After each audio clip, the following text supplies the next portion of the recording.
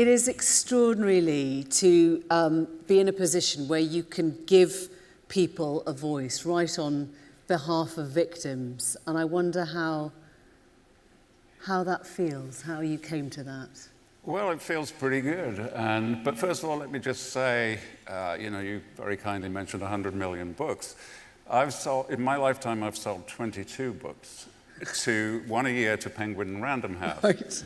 And if they've managed to shift multiple copies of each one, that is their achievement, not mine. And I'm very grateful to them for it, believe me. Are all the authors this humble?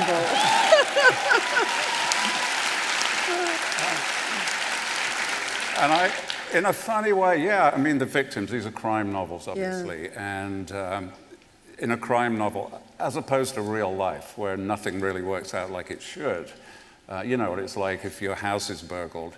They're never going to find the guys. You're never going to get your stuff back. If your car is stolen, you'll never see it again. Right. Life is lived with this buzz of dissatisfaction and frustration.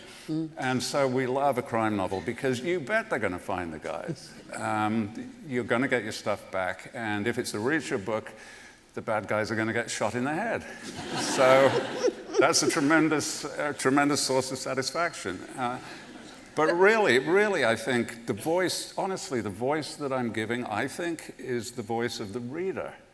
Because nobody is more cynical than me, nobody is more realistic than me, but I think it is still realistic to say that most people, most of the time, are decent folk who want to do the right thing. They're full of kindness and goodwill. They want to do the decent thing, but usually they can't. You know what it's like if you're on the bus home at night and you see some guy slap his girlfriend. What do you want to do? You want to do something about that, obviously, but you can't because you are physically intimidated or you are incapable of it, or there's a million reasons why you're really not going to do anything about it. And that upsets people, it frustrates people, they hate that powerlessness. And so vicariously through Reacher, they're going to stride down the aisle of the bus and they're going to hold the guy out by the collar. So he is our alter ego. Yeah, he's really landing the punch that we know we wouldn't do. Yeah, that you want to do, but you can't. Yeah. I really think that's it. And can we talk a little bit about past tense? It's very curious. It starts with Jack sort of going past pawnbrokers. Well, it starts with a failed relationship, which sounds sort of perfect as well, doesn't it? All Reacher's relationships are failed. This is the man with sort of no digital footprint, no sort of connection to the world. I wonder how important that is. Well, I mean, that's really super important in two ways. I mean, the pawn broker one is the midnight line. Past tense, I can't tell you what it's about because I haven't finished it yet. I have no idea. I don't know what happens, and then when I finished it, I'll need Marianne Velmans, my editor, to read it to tell me what it's about. What it's about, yeah. But the midnight line, it starts with the woman, and that's Reacher's perpetual problem. He loves intelligent, smart women. But of course, the more intelligent and the more smart the woman, the quicker they realize this ain't going to work. Right. It's fun for 48 hours, terrific. And after that, no future, so off she goes. He's left alone. And he gets on the bus, and the bus stops for a toilet break. And he walks past a pawnbroker, and in the window, there's the usual pile of junk, including class rings, which are a big thing in America. When you graduate high school, you get a big gaudy ring. All of that stuff. And it actually began at West Point, which is the military academy. They're the first people that ever had class rings. And sure enough, in this pawnbroker, in the middle of nowhere, is a West Point class ring, 2005. And it's tiny. So therefore, it's a woman cadet. And it's not a great year to graduate 2005, because immediately you would go to Iraq or Afghanistan. Yeah. And why on earth would anybody who has survived 4 years of West Point would then pawn their ring? It's inconceivable. So Reacher knows here's a woman in trouble. He's got nothing better to do, so he buys the ring and demands the provenance. Where did this ring come from? And the pawnbroker says, what is this, Sotheby's? And Reacher says, you better tell me who you got it from. And he does eventually, and then it's a question Reacher traces it back and back and back until he finds the original owner.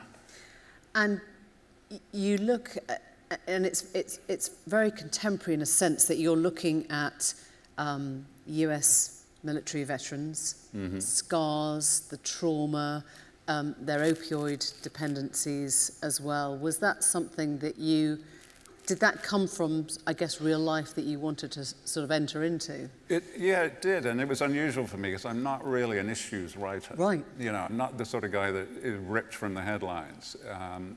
So it was unusual that it was in the news as well, and it was really because I was musing about how to solve these big problems. And America is spectacularly bad at solving these big problems because they will not necessarily face the facts. Because some of the facts are inconvenient. And if you've got an inconvenient fact, it's better to look away from it, they think. But I think the way to solve a problem is to look at the facts. And there are some inconvenient facts about opioids, which are that these addicts are people that have really hard lives, hard lives. Real wages in America for working people haven't risen in 40 years. A lot of industries disappeared. These people got nothing to do. They quickly become addicted. And the fact that we're not facing is that for a lot of these people, that opioid high is the best feeling they've ever had in their life. And so until we tackle that, we're not going to solve the problem. Scolding them is not going to do it. We've got to remove the need instead of attacking the actual drug. So you've now dabbled with, if you like, these real sort of, if you like, almost campaign issues, real life issues. I'm wondering how that sits next to the escapism of Reacher, the guy who lands the punch that we want to land. How do you sort of configure those two? And do you think that's taking you now in a new direction for Past Tense? It might do, yeah.